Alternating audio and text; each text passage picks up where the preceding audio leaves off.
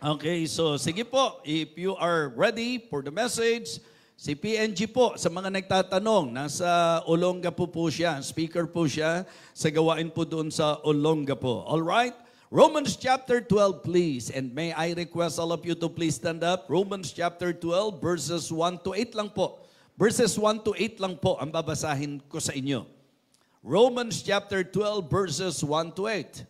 I beseech you therefore, brethren, by the mercies of God, that ye present your bodies a living sacrifice, holy, acceptable unto God, which is your reasonable service. And be not conformed to this world, but be ye transformed by the renewing of your mind, that you may prove what is that good and acceptable and perfect will of God. Sa atin pong mga taga-Living Water at taga-Victory, kabisado na po natin yung dalawang magkasunod na talatang yan. Verse number 3.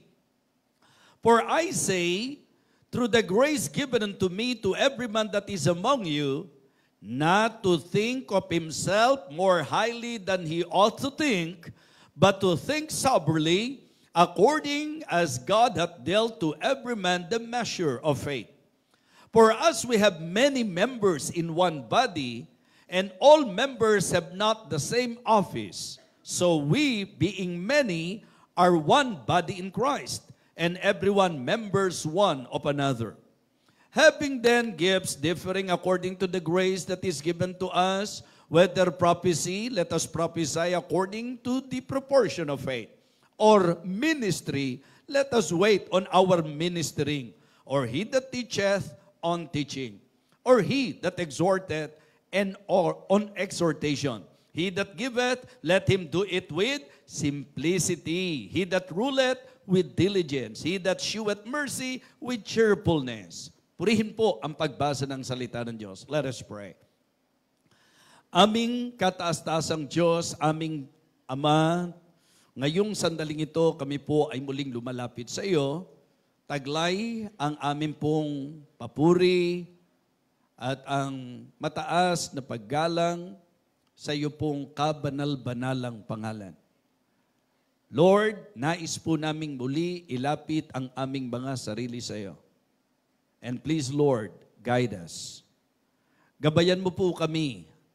Nawa linisin mo po ang aming mga puso at walang maging hadlang, Panginoon, sa message na aming pong pakikinggan ngayon, sa pagpapala na nais mo pong makarating sa amin. Bigyan mo po kami, dakilang Diyos, ng spiritual sensitivity as we listen to your message this morning. And please, Lord, as I always pray, fill me with your Holy Spirit, O God. Empower me.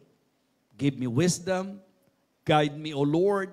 Ilagay mo po sa aking bibig ang mga salita na dapat marinig ng iyong mga anak. Dakilang Diyos, salamat po sapagkat alam namin na ito po'y magiging karagdagan para sa amin pong tibay, tatag at paglago sa pananampalataya. At kung may mga panauhin po kami ngayon, ikaw po ang umabot sa kanila. Sa lahat po ng mga may karamdaman, kasama po si Ate Maan, pagalingin mo po, dakilang Diyos. At gayon din po, hiling ko, aming Ama, na maging si Sophia, palakasin mo po siyang patuloy, at ganon din po si Alonzo. Umaasa po kami, Panginoon, na ikaw po sa umagang ito ang siyang magpapalang lubos sa bawat isa po sa amin. Maraming salamat po, O Diyos. Ito po ang aming panalangin sa dakilang pangalan po ng aming Panginoong Jesus. Amen. Amen. You may now be seated. Ang pag-uusapan po natin ngayong umaga ay ang patungkol sa ministry. Our topic this morning is about the ministry, particularly God's ministry and the God-given ministry. Isang bagay po mga kapatid ang sasabihin ko sa inyo ngayong umaga. Actually po, talagang pinuno ng Diyos ang isip ko po. In fact, in an outline form po, halos lahat. But please always remember that the outline is good. Pero ang higit na importante ay ang laman at ang mensahe ng bawat outline na ibinibigay po sa atin. The only reason why we appreciate the outline because through that, mas madali nating naaalala. So useless na ang ganda ng outline, pero ang daling makalimutan. So kaya ngayong umagang ito mga kapatid, ang Diyos ay talagang masasabi nating maliwanag na nangusap, kumilos, gumawa, and in fact, I can say na directly inilagay niya ang mensaheng ito sa aking puso. This is about loving God by loving the ministry. Ang message po natin ngayong umaga ay ang pag-ibig sa Diyos sa pamagitan ng pag-ibig sa ministeryo. Kailanman mga kapatid, hindi natin dapat papaghiwalayin ang Diyos at ang kanyang gawain. At bilang mga mananampalataya, napakaganda na tayo po ngayong umaga ay maliwanagan and then magkaroon tayo ng tinatawag na pagsusuri sa ating pong mga sarili. Dahil baka mamaya po mga kapatid, sa nagiging paglipas ng panahon, nagiging ordinary na lang po sa atin, ang dapat sana itinuturing nating espesyal. Everything na may kaugnayan sa Diyos ay dapat itinuturing nating espesyal. Amen? Why? Sapagkat ang Diyos ay karapat-dapat. Kaya sa magiging pag-aaral po natin, gusto ko pong i-establish sa inyo na sa usapan o sa mensaheng loving God by loving the ministry, mga kapatid, gusto ko munang atin pong tingnan ang lahat ng nakapaloob sa usapang gawain. Okay? Number one, of course, the Master. Ang ating Panginoon. Pag nag-usap tayo ng gawain, mga kapatid, ang unang dapat atin pong itatak sa isip natin, we are talking of the ministry of God. So the Master who is worthy. Do you really believe that our God is worthy to be served? Diba? Lahat ba kayo kumbinsido na ang Diyos talagang karapat dapat lang na paglingkuran? Na ang Diyos karapat dapat lang nasambahin? Na ang Diyos ay karapat dapat lang papurihan? Mga kapatid, kung kumbinsido po tayo, yan po ang unang gusto kong maging matibay na pundasyon po natin. Na sa message na ito, first of all, please bear in mind na ang ministry ay sa usapang buhay natin sa Panginoon. So let us always remember that about our Master, mga kapatid. Hindi ang pastor nyo, hindi po ang kahit sinong leader sa inyo. Sa usapang ministry, ang nasa top ng lahat ng ito, mga kapatid, ay walang iba kundi ang ating Panginoon, ang ating Diyos na siyang pinaglilingkuran. Na nililinaw ko po, worthy to be served. Diba? Ikalawa po, pag-uusapan natin ang tungkol mismo sa ministry. Gusto kong ipakita sa inyo ang tamang insight, yung mga involved sa message natin ngayon. Loving God by loving the ministry, mga kapatid. Una, the Master. Second, the ministry. Ito yung mismong work. Diba? Pinakita ko that the Master is worthy, and now I want you to know that the ministry na sinasabi ko po is about the work. Yung gawain mismo, mga kapatid. And it is also good to consider not just the Master, not just the ministry, but also the ministers. Ito naman yung workers. Ito po yung mga gaganap, gumaganap, gagawa, at yung mga naglilingkod sa Panginoon. Amen? Ulitin ko po, lilinawin ko po sa inyo, sa pag-uusapan natin ngayon, sa sentro po tayo sa Master, na siyang worthy sa usapan ng service. Worthy sa usapan ng paglilingkod. Ikalawa, yung ministry. Pag sinabi nating ministry, we are referring to the work of God. Yung pong gawain ng Panginoon.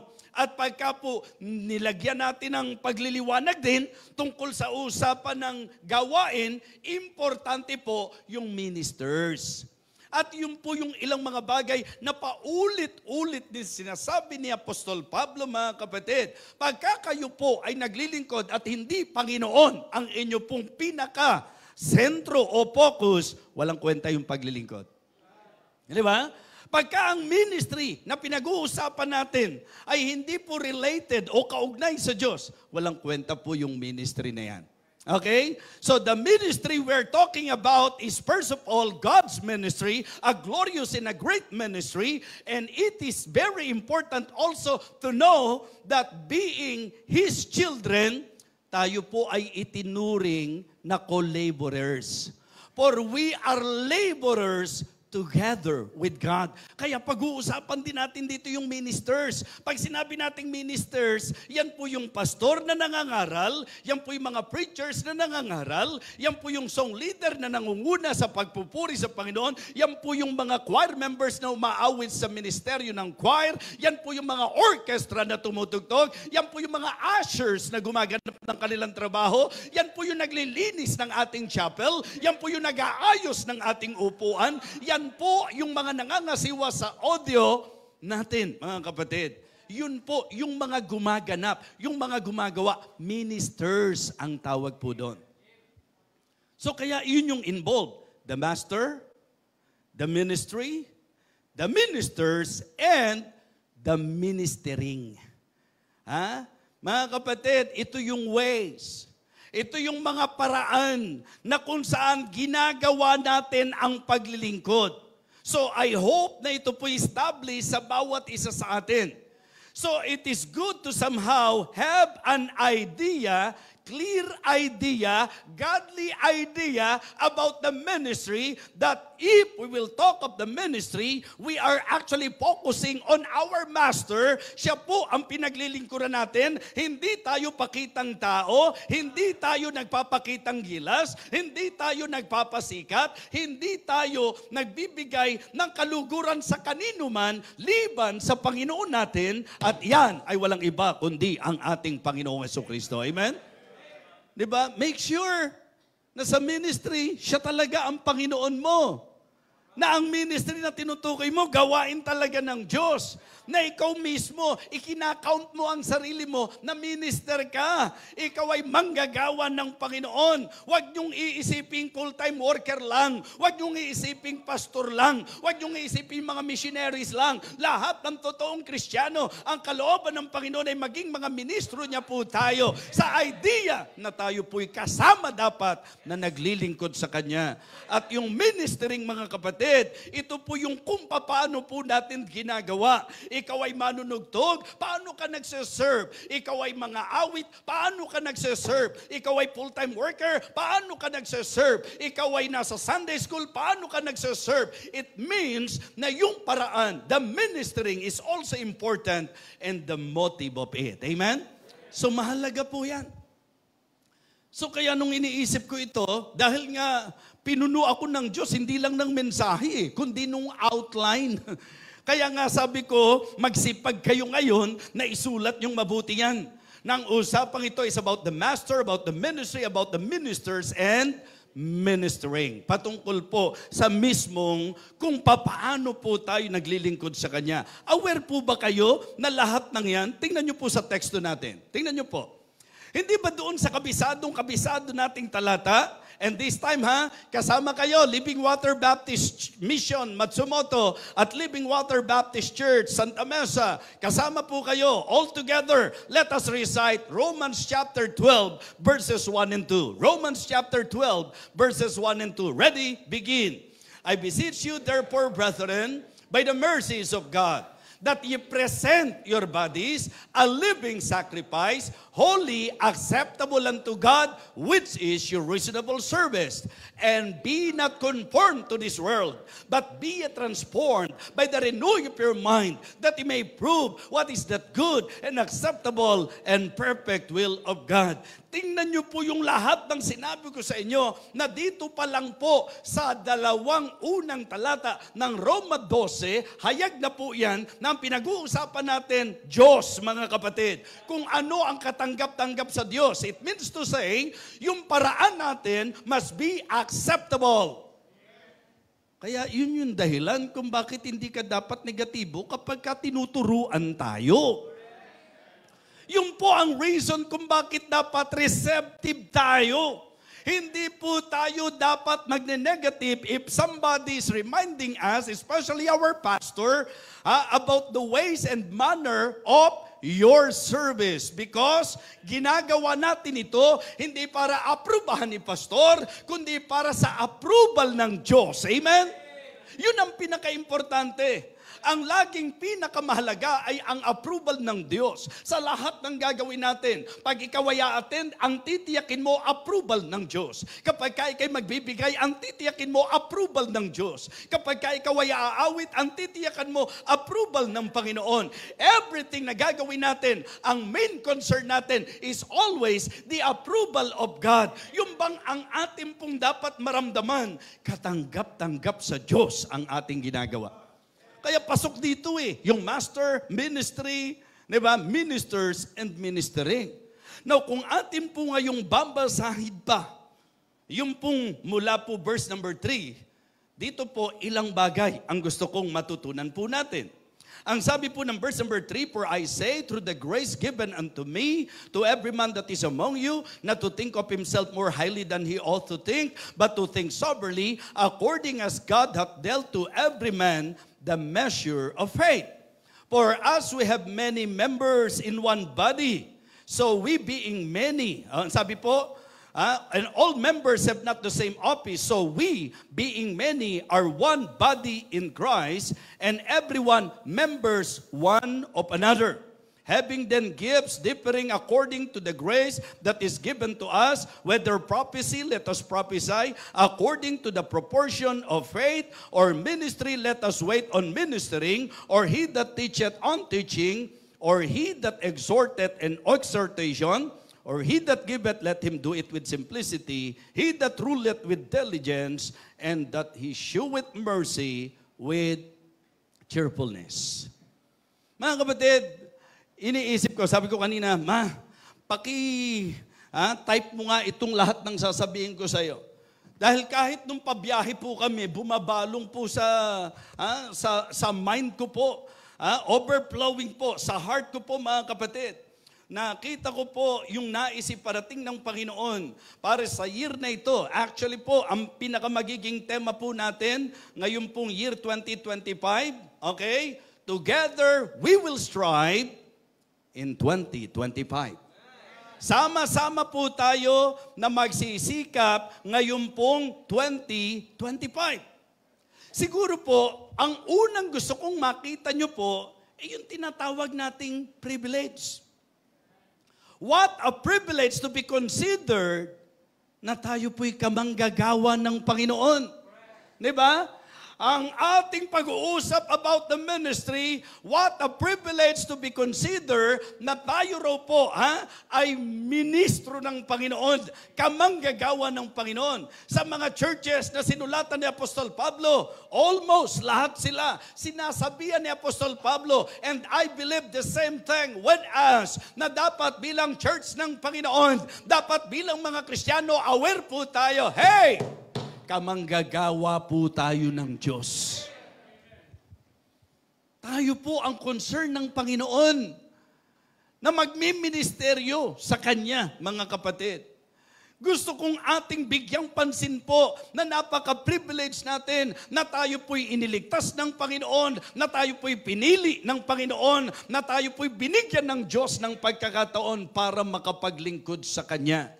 Ang unang tumatakbo sa isip ko, sabi ko, PNG, maganda bang title yung review our view in God's ministry and about God's ministry?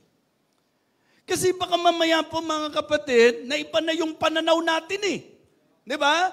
Baka na iba na yung pananaw natin. Gusto kong itanong sa inyo, talaga bang ikinukonsider nating privilege na tayo po ay iniligtas ng Panginoon? Talaga bang kinukonsider nating privilege na kapag tayo tinatawag ng Panginoon? Kasi napakagandang paalala nito, na ang paggamit ng Diyos sa iyo ay hindi raw po dahilan sa ikayayabang mo, sa ikatatayog mo.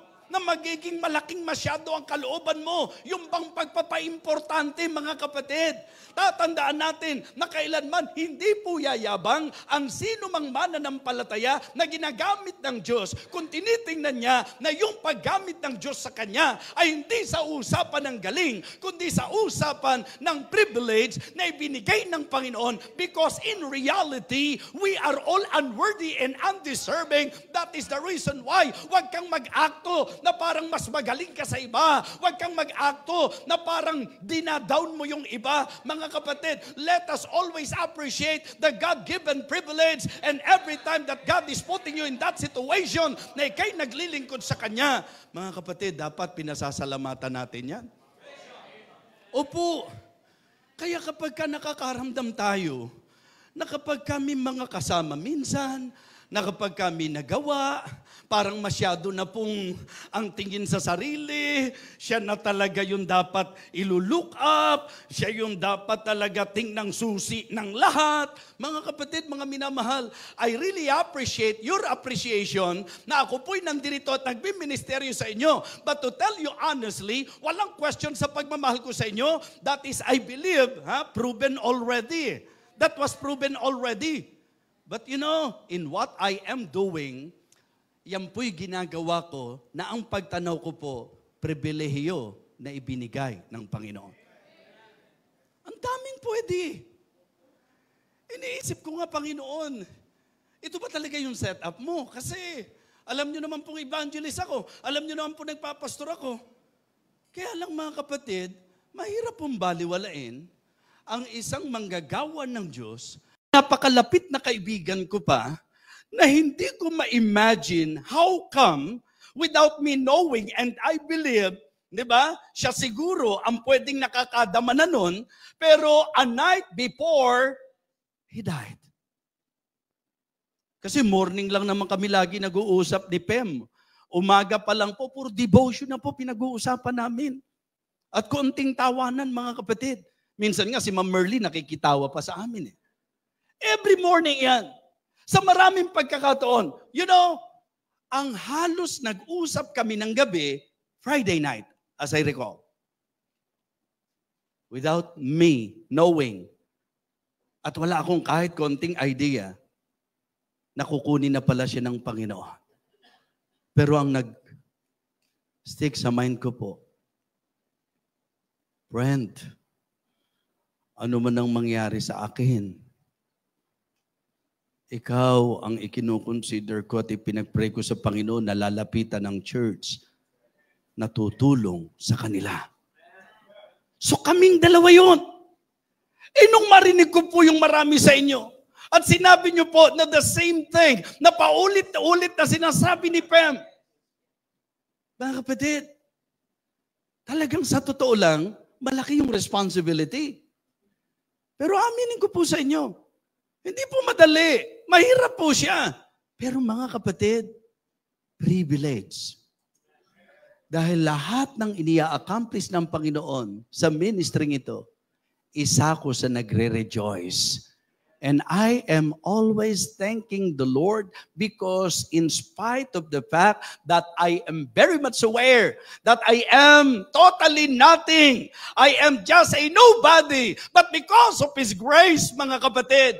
And then, yung grace na yon ang nagdala sa akin na katulad ng sinasabi ni Apostle Paul, and I thank Christ Jesus my Lord who hath enabled me, for that He counted me faithful, putting me into the ministry. Members of LWBC, members of LWBM, members of BFBC, I want to remind every one of you na ang Diyos ang nagbigay sa atin ng pribilehiyo na tayo po ay makapagministeryo sa Kanya. Amen?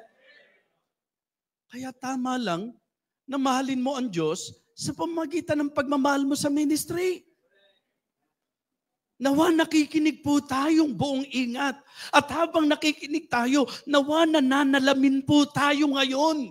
Yung bang po pwede mong itanong sa harapan ng salita ng Diyos po, pwede mong sagutin ang tanong na mahal ko ba talaga ang Diyos? Bakit hindi ko minamahal ang ministeryo? Mahirap pagtagpuin yun.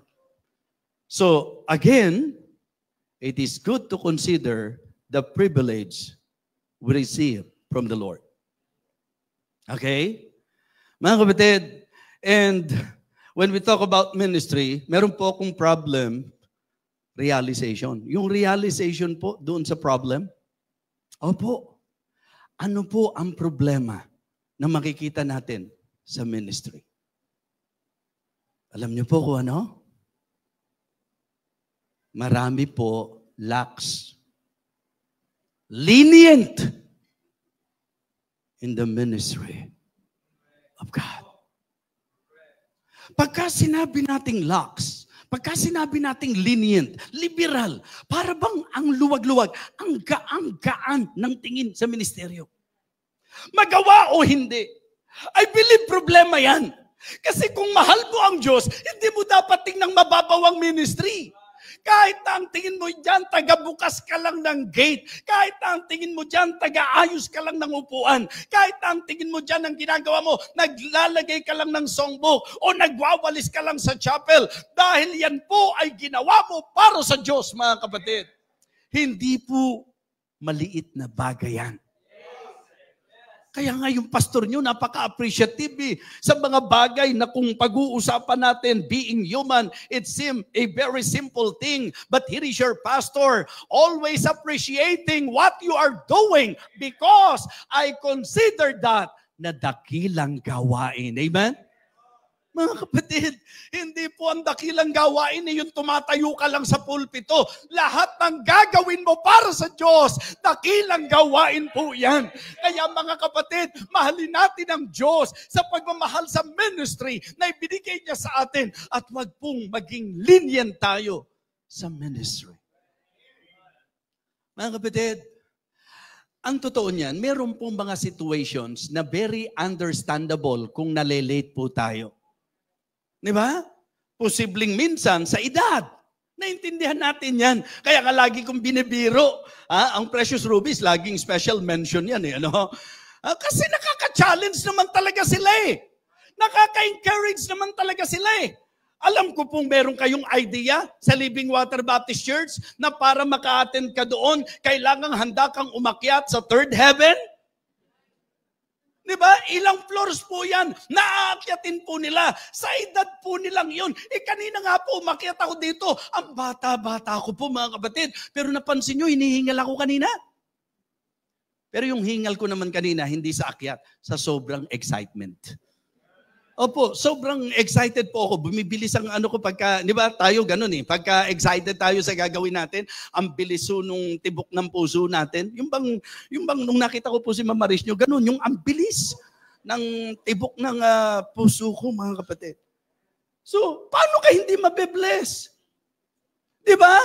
Meron kaming miyembro na kung ang service namin 9:00, pag-akyat niya, 2 oras ang kailangan niyang i-budget po doon. Ibig sabihin, kung siya po yung umakyat ng 7:00, mga 8:45 nasa itaas na po yan, mga kapatid. Diba? Ang sinasabi ko, lahat ng ginagawa mo, basta para sa Panginoon ito, dakilang gawain yan, at privilege po yan, mga kapatid. Kasi, ituturing ko bang driver si Preacher Jojo? Tingnan nyo naman, kutis pa lang, kutis royal, dugong royal na ang dating. Pero ministry niya, nagdadrive siya sa akin Di ba? Yung pag-aalaga ni Sister Winnie, sila yung couple na yan. Di ba? Alam yung nurse siya by profession. Kaya nga para sa akin, blessing na meron pong naka-assist sa akin dyan. Itong mga kabataang ito, noon, mga kabataang ito na nakakasama namin, ministry na nila po yan, na sila'y tutulong sa mga gawain doon po sa buhay ng kanilang pastor at ng pamilya ng pastor. Ang ibig ko pong sabihin, every opportunity that God is giving you, huwag niyong susukatin, doon sa tagawalis lang ako, doon sa tagabukas lang ako ng gate, hindi ako yung tumatayo sa pulpito, hindi ako yung nakikita nila, hindi po yon mga kapatid, ang nagpapaging dakila sa gawain, ang nagpapaging dakila, hindi yung position mo, kundi yung katotohanan na gano'n mang kaliit sa tingin ng taong ginagawa mo, pero dahil sa Diyos mo ginawa yan, dakila yan sa paningin ng Panginoon. Lahat ng gagawin mo para sa Diyos. So kaya mga kapatid, isang bagay na magandang ating bigyang pansin na Diyos ang naglagay sa atin sa ministry. Ang problem lang, may mga lenient.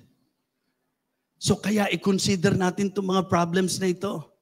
Yung leniency, yung ating pagiging maluwag, yung ating pagiging mababaw ang tingin, yung magawa o hindi. Sana doon ka pa rin sa takbo ng isip mo bilang Kristiyano na natatakot kang malate, natatakot kang mag-absent, natatakot kang hindi mo magawa ang dapat mong gawin kasi tinitingnan mo talaga, dakilang gawain yan, mahalagang gawain yan. Huwag niyo pong papayagan na dumating kayo sa estado ng inyong spiritual life na okay lang sa inyo kahit hindi niyo magampanan ang dapat ginagawa natin sa Panginoon. Seryosong problema po yan, mga kapatid. Amen? Ako, hindi naman ako absent eh. Heto nga po ako, nagpipreach ako eh. Yun lang po hindi ko makasama physically, yung mga taga Santa Mesa. Mga kapatid, that is already hard for me. Mabigat po sa puso ko yan. Kasi sinasabi ko nga sa mga kapatiran natin doon, the same thing here. Kung po pwede lang talagang hindi tumanggap ng engagement, pipiliin ko po nakasama kayo physically. Why? Sapagkat pati ako sobrang nag-e-enjoy, not just in preaching, yung fellowship time. Mga kapatid, kaya bago kayo, sakripisyo yan sa part ko. Bakit? Nag-iisa ako, kayo marami kayo. Tanungin niyo po yung mga kasama ko sa sasakyan. Diba? Kasi malaking bagay po sila eh. Na may nakakasama ako, kaya gusto ko masasaya kami. Gusto ko po mga kapatid, yung bang encouragement sa bawat isa po sa amin. Kwentuhan, tawanan. Mga kapatid, I really long for the fellowship of my people. Meaning, yung mga taong itiniwala ng Panginoon sa akin. At mararamdaman nyo po yan, na pag magkakasama tayo, dagdag na saya sa puso ko po yan. Kahit ngayon pagka nagpipreach ako, diba? Na pagkatapos ng preaching, kailangan ko ng, tulad ngayon, alam niyo po bang anniversary ngayon ng Heritage Bible Baptist Church? Yung pong pinagpapastoran ni Pastor Kaloy.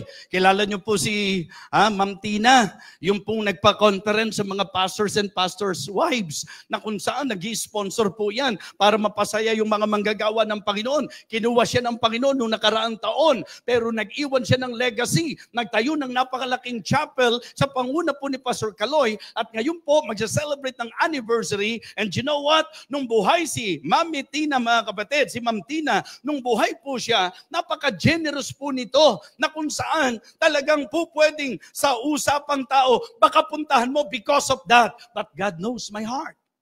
Kaya kahit wala na siya, I still want to help that ministry. Pupunta po kami doon. Di ba? Pagka ganun ang sitwasyon, nagmi-ministeryo ko, pero alam ng Diyos at alam kong naintindihan ako ng Diyos, ibang-iba yung tamis sa akin na ang ka-fellowship ko, yung mga taong ipinagkatiwala ng Panginoon sa akin. In fact, please don't get me wrong. Hindi ko tinitingnan na kayo pinagkatiwala lang ni Pem sa akin. Mahal kayo ni Pem, kaya niya ako kinausap ng ganon. But higit kay Pem, ang Diyos ang nagkatiwala sa inyo, sa akin, mga kapatid. That is the reason why I am embracing you all. Mahirap. Hindi ako nagre-reklamo, nag-e-express po ako. Kasi habang alam niyong mahirap, tapos ginagawa, nagbibigay ng lalong weight, love talaga tayo ni Bishop. Amen? Love talaga tayo ni Pastor kasi hindi madali. Sana kung umuwi sa Fairview. Malapit ba yon? Pagka magpe-fellowship at doon kayo pupunta, baka magtatlong isip kayo eh. Ang layo eh. Fairview eh. Pero mga kapatid, alam niyo naman sa usapang pagmamahal, malayo man, malapit din, pilit ko ring mararating eh, di ba? Huwag lamang masabi mong, di kita ginigiliw. Amen? So, I mean, problema po yan. The problem of being lax or lenient in the ministry. Ito ang isang seryosong problema. Huwag mong baliwalain ito, kapatid, ha? Yung problema ng losing your ministry. Subukan nyo pong itanong sa sarili nyo, kamusta yung ministry mo dati? Hindi ba nawala? Yung ipinagkatiwala ng Panginoon sa iyo before, nasa iyo pa ba? So yun ang reason kung bakit dapat maingat tayo. Kung bakit dapat, mga kapatid, talagang nandoon po yung ating pag-iingat sa kung paano natin ginagawa ang mga bagay-bagay.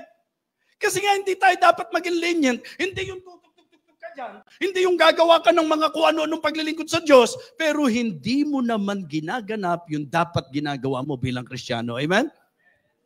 Young people, makinig kayong mabuti. Diba? Secondary yung galing. Yung buhay mo, ayusin mo. Dahil kung hindi, isang araw, mawawala sa iyo yung ministry na yan. At naiiyak po ako doon sa mga hindi naiiyak kahit nawawala ang ministry sa kanila. Alisin mo ako sa pagpapastor, maglulupasay ako, mga kapatid. Alisin mo ako sa pagkakataong makapaglingkod sa Diyos sa pangangaral, maglulupasay ako. Mga kapatid, ang prayer ko, gusto ko hanggang mamatay ako, masumpungan ako ng Panginoon sa ministry na pinaglagyan niya sa akin. Yun ang abot-abot ang panalangin ko. Mga kapatid, mga minamahal, ang isang bagay na dapat ipag-pray natin, yung huwag dumating sa pagkakataon na bawiin sa atin ng Diyos o mawala sa atin o tanggalin tayo ng Diyos sa ministry. Losing the ministry. Kamusta po yung ginagawa mo na ministeryo mo sa Panginoon? Pinagkatiwalaan ka pa ba ng Panginoon?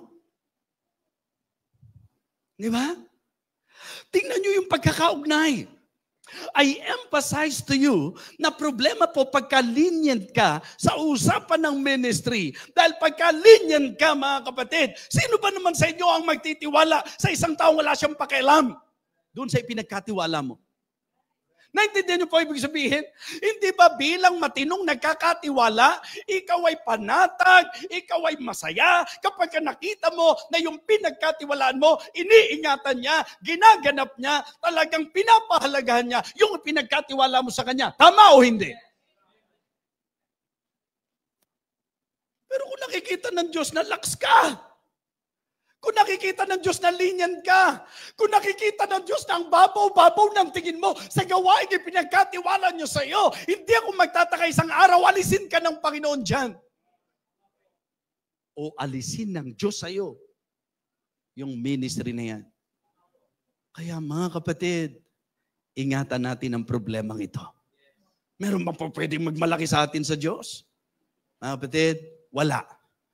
Pero minsan, may mga nagmamalaki. Sa panong paraan? By living the ministry.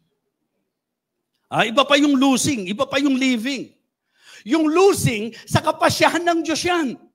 Na siya nag-alis sa'yo. Kumbaga sa binigyan po ng talento, isa na nga lang, binawi pa sa'yo. So yung ministry, yun na nga lang ginagawa mo, inalis pa ng Diyos sa'yo. Hindi ba nakakatakot yan? May mensahe pa naman ako sa inyo. Na isang araw haharap tayo sa matuwid na hukom. Paano tayo haharap sa Kanya? So, please, love God by loving the ministry. Huwag niyong hayaan na alisin ng Diyos sa inyo yan. Huwag niyong hayaang mawala sa inyo yung ministeryo. Bigyan natin ng pagpapahalaga. Lord, tinitingnan ko po na ang ministry na ito, ipinagkatiwala mo sa akin sa kabila ng hindi ako karapat-dapat. What a privilege, Lord, na pinagkatiwalaan mo ako. Mamahalin ko ito. Hindi magiging mababaw ang tingin ko rito. Pagsisikapan ko ibigay ang the best ko sa ministry na binigay mo sa akin. Amen?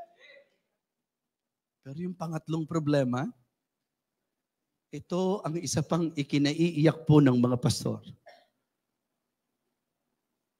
Yung mga makita mong dating tumutugtog sa orkestra, nasaan na sila? Lalo na kung wala man lang akong idea kung bakit wala na sila doon. Easily! Hindi gagawin yung gawain, hindi para kay FDB, para sa Diyos yun. Bakit papasok ka sa isang ministry na hindi mo paninindigan? Bakit ka papasok sa ministry na hindi mo naman pala naintindihan?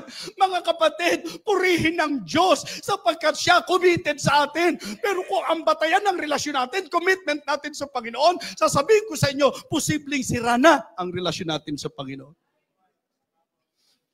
Nadudurog po ang puso ko kapag nakikita ko na yung mga dating masigasig na naglilingkod sa Diyos, para sa isang iglap, parang ang gaan-gaan na iniiwanan yung ginagawa sa Diyos. Kaya minsan nakakatakot, wow, ang dami ng choir members. Minsan nakakatakot yan kung paglipas ng panahon, wow, paubos na ang choir members. Mabuti pa yung tatatlo na handang tumayo sa anumang sitwasyon ng buhay. Kaysa marami nga, malabnaw naman. Kaysa sa marami nga, hindi naman genuine. Kaysa sa marami nga, ang babaw pala ng tingin. Kaysa sa marami nga, hindi naman pala talaga mahal yung ministry. Nagustuhan lang. Kaya kung medyo tinatamaan kayo sa ministry, wag mo tayo magpatigasan. Kung tinatamaan po tayo sa message, wag tayo makipagmatigasan. Tatandaan mo na kayang-kayang gumamit ng Diyos ng lahat ng gusto niyang gamitin. Binigyan ka ng pagkakataon, iiwan mo yung ministeryo mo? Itanong mo sa sarili mo, saan mo pinagpalit yung ministry na ibinigay ng Panginoon sa'yo? Dahil lang ba noon wala kang magawa, kaya mo ginawa yan? Just try to imagine. Kung mararamdaman ng Diyos na kaya ka lang pala nagministeryo dahil wala ka pang magawa, dahil wala pang kakwenta-kwenta ang buhay mo noon. Just try to imagine. Kung kaya ka lang pala umaattend kasi wala ka namang gagawin di umattend na lang ako. Kung ganyan ang mentality mo, hindi tatagal yan. Dapat laging may realization that the reason why I want to do this because I believe, number one, first of all, sa Diyos ito. At dahil sa Diyos ito, mahalaga ito. At pribilehiyo ito. Amen? Ito yung ihaharap ko sa Diyos one day. Kung harap na ba tayo sa Panginoon at iniwanan mo na yung pagtugtog, iniwanan mo na yung pagkanta, iniwanan mo na yung ministry mo, pag humarap pa ba sa Panginoon ngayon, tatayo ba yung ikakatwiran mo sa Kanya? Kaya naman po ako umalis kasi busy na ako ngayon. Panginoon, kaya ako lang naman po ginawa yun. Wala pa naman kasi kung gagawin. Use your imagination. What do you think God will build?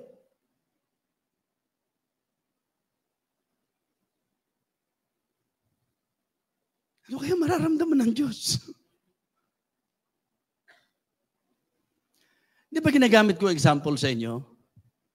Kadalasan po, ang tao pag nasa posisyon na, ginagamit ng advantage yun para hindi na gawin yung dating ginagawa. I-evaluate nyo po kahit ang buhay po ng inyong pastor.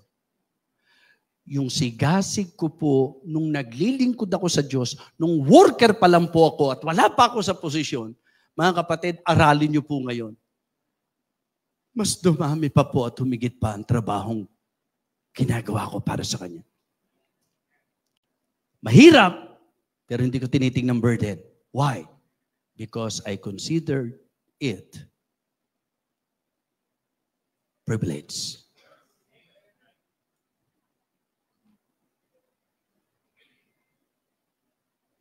Kung medyo nahagip po kayo ng mensahe, gusto ko pong mag-confess sa inyo. Yan yung nilalagay ng Diyos sa puso ko ngayon. Na medyo hagipin po tayo. Hindi ka ba nalulungkot na nawala sa iyo yung ministeryo? At hindi ka ba nahihiya na Diyos ang nagbigay sa iyo ng ministeryo? Iniiwan mo ng ganun-ganun lang?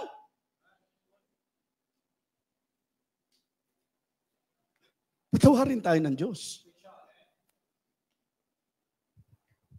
Patawarin tayo ng Diyos kung ganun ang tingin natin sa ministeryo.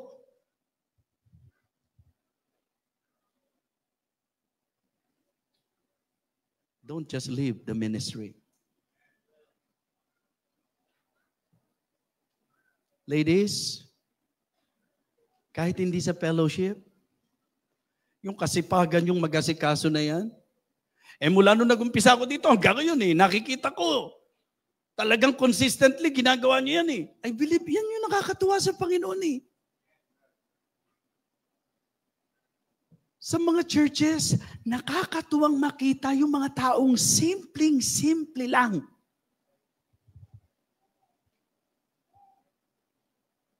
Kaya mga kapatid, mga minamahal, please consider this very important message. Tanong ko sa inyo, gusto nyo ba ako pa rin lagi nagpipreach sa inyo kung ganito yung mga maririnig yung preaching? Hindi po kasi ako nagbobola ng mga miyembro. Ang gusto ko pong naririnig ng mga miyembro, yung totoo. Simple lang naman to eh. Itatanong ko po sa inyo. At in fact, tinanong ko kanina, meron kang bagay na ipinagkatiwala sa isang tao, ang tingin mo, lenient. Ang tingin mo, parang wala lang. Ang gaang ng tingin, ang babaw ng trato. Tanong, papanatag ka ba?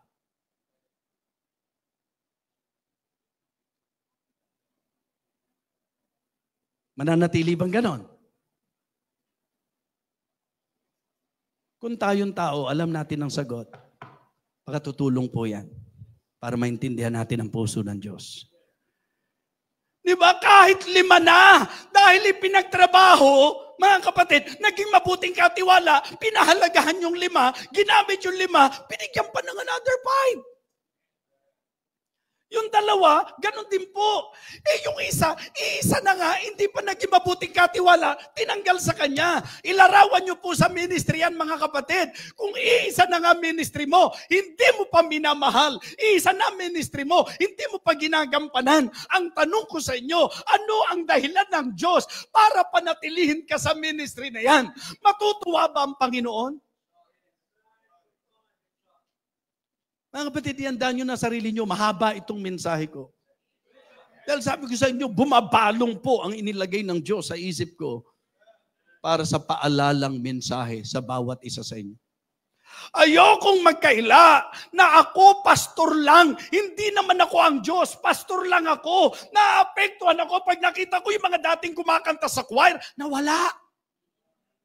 2 ang takot ko. Una, baka inalis ng Diyos. Ang pangalawang takot ko, baka iniwanan ng ganun-ganun lang yung ipinagkatiwala sa kanya ng Diyos. Naku, kung mensahe talaga hanap nyo, palagay ko mapapa-amen kayo sa paalalang ito. At tiyak ko, i-appreciate nyo po itong paalalang ito. Why? Kasi habang may panahon pa, iayos mo na. Balikan mo na yung dapat mong balikan. Gampanan mo na ng tama yung dapat mong gampanan. Huwag kang mababaw na titingin sa kung ano yung pinagkatiwala ng Panginoon sa'yo. Mga kapatid, lenience. Diba? In the ministry. Lenient.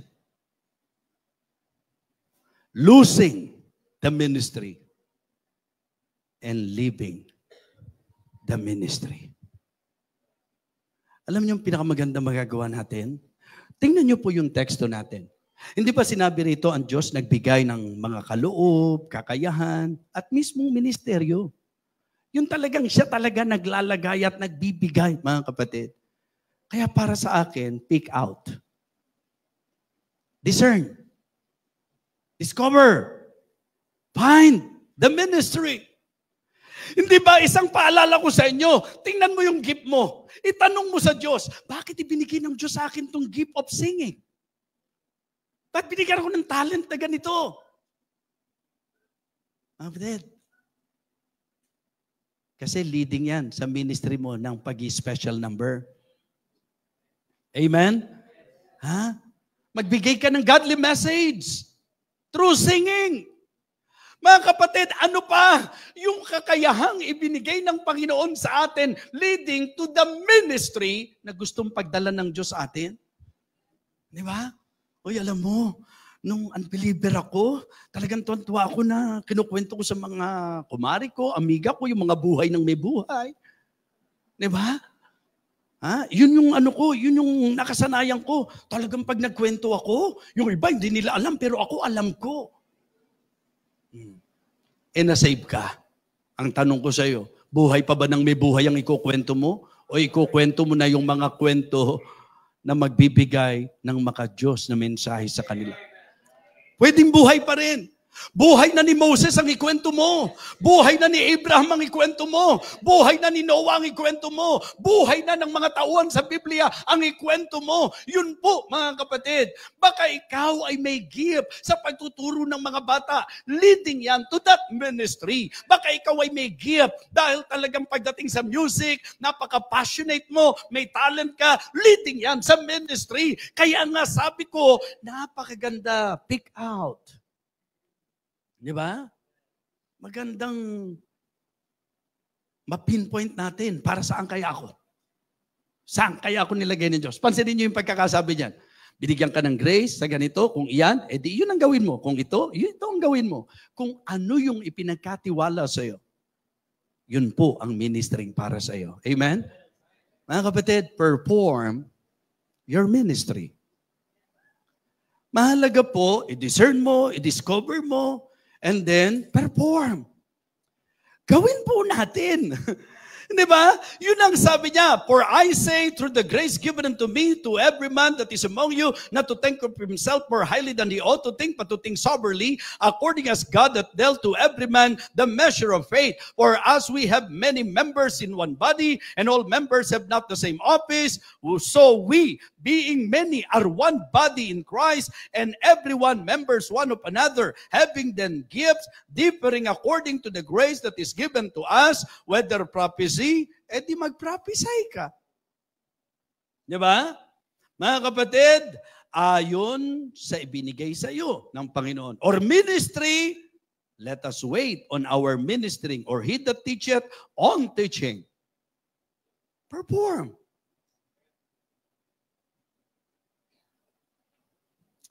Kung alam mo sa Diyos yan, prioritize. Doon sa, in line with the thought na sinasabi ko sa inyo kanina, huwag yung tingnan ng ministry na pag wala ka lang gagawin. Pakita mo sa Diyos. Alam niyo po bang kaya niya kayo pinagpala? Dahil sa pagganap mo ng ministry? Di ba? Ingat tayo, baka mamaya pinadadama tayo ni Satanas nang akala natin areglado lang. No! If the reason why God blessed you, it is because of your ministering, then keep on ministering para ang Diyos naman tuloy-tuloy sa blessing. Amen? Tatandaan niyo po yan. Laging ang katapat ng lahat ng bagay sa tao, isang iglap lang. Isang iglap lang. Kahit na celebrity ka pa, kahit na po ikaw ay talagang rich and famous, isang iglap lang ang katapat ng lahat ng bagay sa buhay ng tao. Kasi ang Diyos ang susi ng lahat. Di ba? Kaya importante po yan. And make sure to please God in your ministry. Di ba? Please God in your ministry. So una, pick out kung ano yung ministry na para sa iyo. Second, mga kapatid, perform. Gawin mo, ganapin mo kung ano yung ministeryo. And then, bear in mind to prioritize the ministry na ibinigay ng Panginoon sa inyo. Diba? Mga kapatid, alam niyo yung delight ko kapag kayo mga kaklase ko, may time kami to be together. Ako natutuwa ako, yung mga kaklase ko. Kasi ang isa sa excitement ko, yung makita nila na si Freddy, na parang pag-inisip mo, wala naman itong mararating eh. Kasi parang, alam niyo yun, yung cute na bata noon, totoy na totoy, hindi pala cute, yung totoy na totoy lang na walang ginawa, kundi mag-basketball, tapos ang lakas pang mambuli, di ba? Yung mga ganun eh. So yung bang pag-inisip natin, by consideration, by sight, parang walang mangyayari. Ang gusto ko pong maging mensahe, ang buhay mo, pagka ikaw lang, wala talagang mangyayari dyan. Pero kahit ano, ang baba ng tingin mo sa buhay ng kahit sinong tao, pag dinampot yan ng Diyos, yung kamay ng Diyos, ibang klase ang pwedeng i-accomplish dyan. And I'm very happy to see them na talagang nagbibigay regard sila. At alam niyo po, nakakatuwa sa kanila? Pagka po sila magyayaya, na handun na kaagad yung advance consideration po nila, naku, linggo, hindi po pwede si bishop niyan, hindi natin po pwedeng mayayayan. Huwag naman mangyari na Christian ka, alam nilang walang problema kahit linggo, okay lang nayayain ka. Diba? Uy, Christian yan. Ikaw naman, ilang beses na natin nakasama ng linggo yan eh. See my point? Mga kapatid, please God, sa ministry, natutuwa po ako yung mga kaklase ko na yon, nanonood na po sa online natin, mga kapatid. Nagko-comment pa nga po eh. Ibig sabihin, nire-regard nila yung ginawa ng Diyos sa ministry na ginagawa mo para sa Panginoon. Mga kapatid, kaya sulit na mahalin natin ang Diyos sa ministry na pinaglagyan niya sa atin. Yun po ang reason, mga kapatid, kung bakit kahit na madaling araw yan. At nakikita ko nga, yung ilang mga disciples natin, ganun din eh. Sabi ko, yung mga nagmamadyong, hindi na problema kahit puyat. Yung mga nagkukwentuhan ng walang kakwenta-kwentang bagay, naabot ng 2:00. Yung mga naglalaro, mga kapatid, di ba? Tapos na ang laro, kwentuhan pa yan. Bakit naman pagdating sa gawain ng Diyos, doon tayo masyadong maingat sa katawan? Hindi ko sinasabing pabayaan natin ang katawan natin. Pero kung mahal natin ang Panginoon, paramdam natin na willing tayo na kahit magsakripisyo, alang-alang sa Kanya. If we really love the Lord, we will surely love the ministry na ipinagkatiwala ng Panginoon sa atin. Kung mahal natin ang Panginoon, mga kapatid. Kaya piliin natin yung pong pinaglagyan ng Diyos sa atin. Pagpasya natin, let us identify, let us discern. Lord, ano ba yung gift mo sa akin? Lord, ano ba yung ministry mo para sa akin? Okay? Pagka na-identify nyo na po yan, mga kapatid, then perform. Ganapin natin, gawin natin ang buong katapatan. Let us do the ministry faithfully. Let us do the ministry fruitfully. Let us do the ministry with firmness, mga kapatid, na kahit ano man ang atake ng kaaway, hindi ka titigil. And please God, in your ministry, bigyan mo ng kaluguran ng Diyos, parangalan ng Diyos, mga kapatid. Natutuwa ako eh, parang kailan lang, nung tinuruan tong mga batang ito. Ngayon may mga nagsosolo na eh, di ba? May mga nagsosolo na. At natutuwa po ako, mga kapatid, kasi yung bang eagerness na minsan nga, hindi mo naaalala, pero sila mismo, because of their heart, because of their willingness, meron po ba kaming number para po sa anniversary natin? Hindi dahil sa gusto nilang makita, kundi gusto nilang maging bahagi at makabahagi sa gawain ng Panginoon. Amen? Keep it up. Ano man ang ginagawa natin. Mga leader ng Ladies Fellowship, sa Living Water po kasi, very expressive ako sa kanila na sabihin na sobrang thankful po ako sa ministry ng ladies sa church. Talagang ano po sila, mga action ladies po sila. Pag kami activity, pag kami gawain, mararamdaman lalo sila, mga kapatid. Why? Sapagkat natutunan nila na ganapin kung ano ang pinagkatiwala ng Panginoon. And you know what? The good thing about the many members of the church nowadays, hindi na sila after doon sa nakamayan, napalakpakan, napuri, nabanggit ang pangalan. Wala na. Ang kanilang sentro na lahat para sa kaluwalhatian ng Diyos. Amen? Pick out yung ministry na dapat sa'yo. Perform, prioritize, and please God sa ministry. So, pwede na tayo mag-conclude? Sa conclusion natin, mga kapatid, kung talagang mahal natin ang Diyos, mamahalin natin ang ministry. And if that is true, kung totoo po na mahal natin ang Diyos, mamahalin natin ang ministry. Kung totoong mahal natin ang ministry, okay? Handa na po kayo. Okay. Number 1, labor hard for the ministry. Hindi basta makagawa lang. Di ba? Talagang pagsusumikapan mo yan. Babaliwalain ko ba yung ministry ni Preacher Jojo? Yung magdadrive ng anlalayo?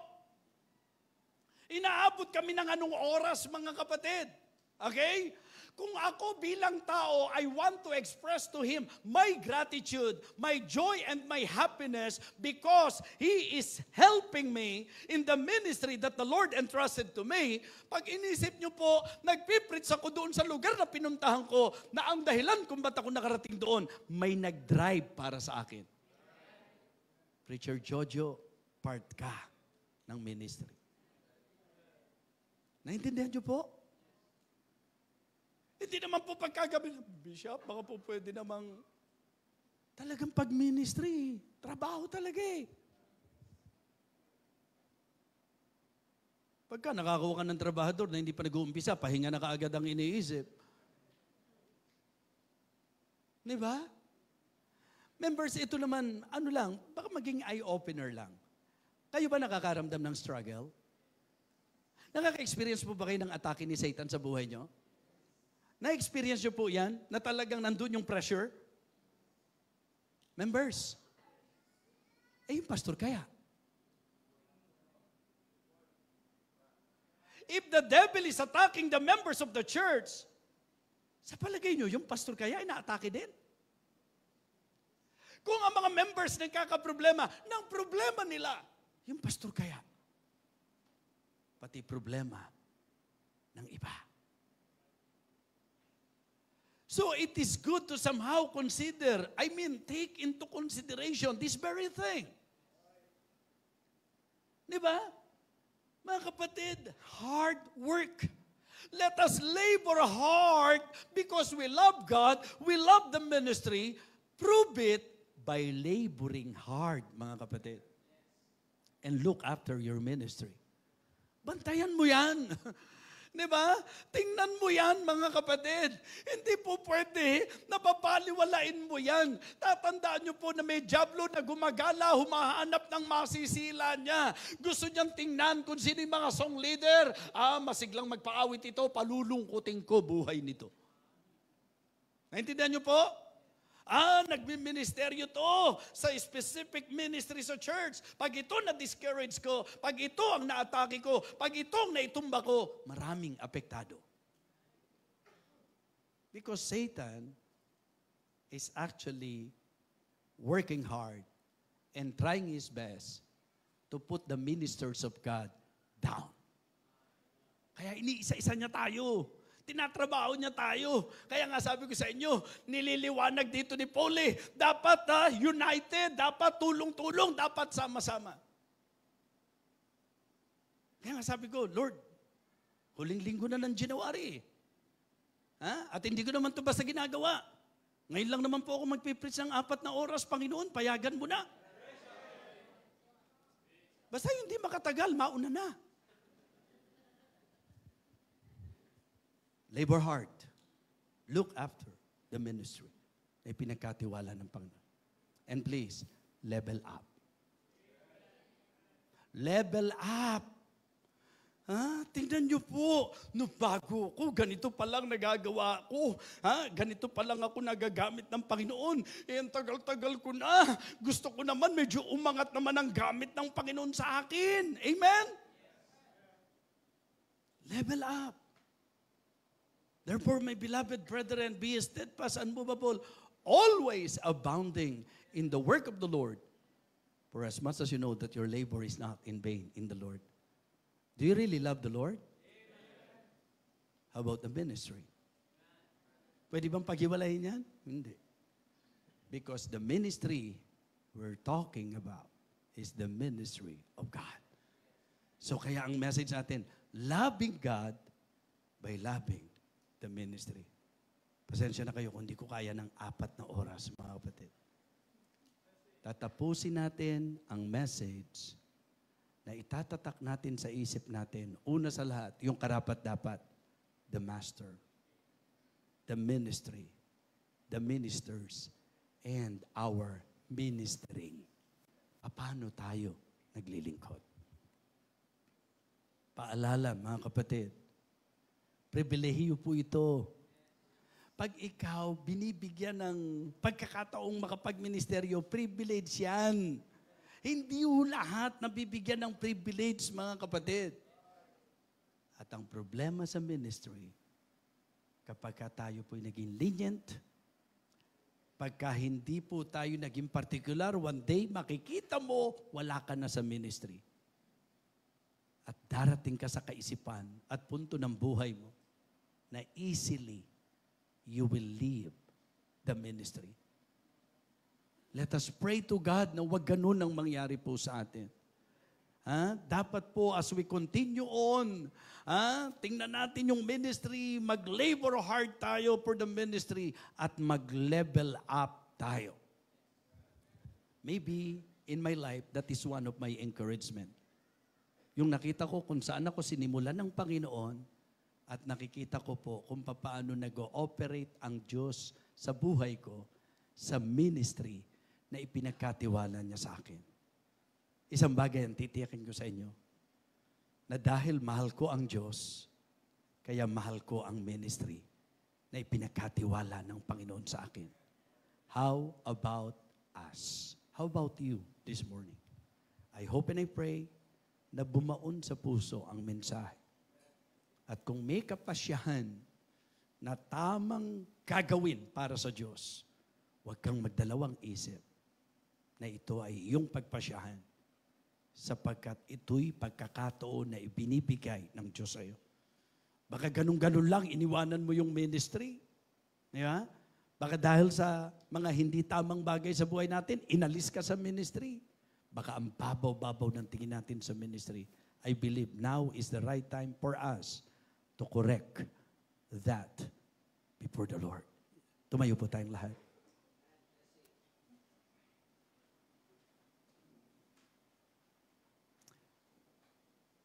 The longer I serve Him, the sweeter He grows. As we continue on, ito yung dapat habang tumatagal. Kaya siguro kung merong mga bagay na dapat sa buhay natin, ituwid, itama sa harapan ng Panginoon. Ang magiging imbitasyon po natin specific. May ministry na ipinagkatiwala ang Diyos sa iyo. Ano trato mo dyan? Specific po mga kapatid. Nilagay ka ng Diyos sa ministry, papayag ka ba? Na ganun-ganun lang, mawawala sa iyo yung ministry. If there are things in your life that you want to settle before the Lord, I believe, naghihintay ang Panginoon. At kung may mga importanteng decision because of your realization, I believe, alam yan ng Panginoon. Why not, this morning, settle that before God? You come to the altar, you pray to the Lord, you ask for His forgiveness, thank Him for the enlightenment, and promise to God that because you really love Him, you will also love the ministry.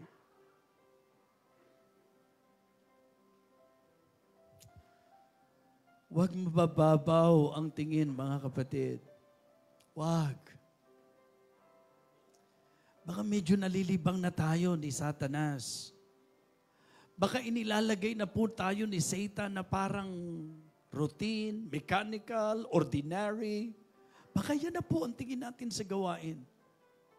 I believe, ito po yung magandang pagkakataon to humble ourselves before the Lord and to be honest with Him and to tell God, Lord, nagkulang ako, Lord, nagkasala ako, Lord, mayroong bagay na dapat itama sa buhay ko. At marahil ngayong umaga sinasabi mo, Lord, I want to make things right before you in my life. Help me, Lord, and give me grace. Alam niyo po, pagka tayo po'y nagpapakababa sa harapan ng Diyos, nililingap tayo ng Diyos at iaangat tayo ng Diyos. Siya po'y nagbibigay ng masaganang biyaya sa mga nagpapakababa. Kaya ito po ang pinakamagandang magagawa po natin ngayong umaga. To humble ourselves before Him. Sabihin natin sa Kanya kung ano po ang tugon natin sa Kanyang naging pangungusap. Living Water Baptist Church, Santa Mesa, Living Water Baptist Mission, Matsumoto, Victory Fundamental Baptist Church, sa bawat isa na kinausap ng Diyos sa mensaheng ito, ito po'y magandang pagkakataon upang itama sa harapan ng Diyos ang dapat itama, upang magtamo tayo ng paglingap ng Panginoon at bigyan niya tayo ng opportunity na talagang magamit pa sa ministeryo. Maging thankful tayo sa privilege, mga kapatid. Maging maingat tayo sa mga problema. At ang dapat maging positibong pananaw po natin, be positive, mga kapatid. Na dahil ito'y ministry na ipinagkatiwala ng Panginoon, babantayan ko to, I will work hard, I will level up sa ministry na ito. Sige po. Dakilang Diyos, salamat po. Salamat po sa napakahalagang paalalang ito. Thank you for leading me, O Lord, to preach this message. Alam mo po kung gaano ako kasensitive sa mga bagay na gusto mo pong iparating sa iyong mga anak. And Lord, my prayer this morning, that as what you have said in thy word, that it will not return unto you void, Heavenly Father. Please accomplish great things in the lives of your people. Maramdaman po ang malakas na impact ng message na ito sa buhay ng bawat isa. Dakilang Diyos, maraming salamat. Marami pong salamat. Ito po ang aming panalangin sa pangalan po ng aming Panginoong Jesus. Amen. Amen.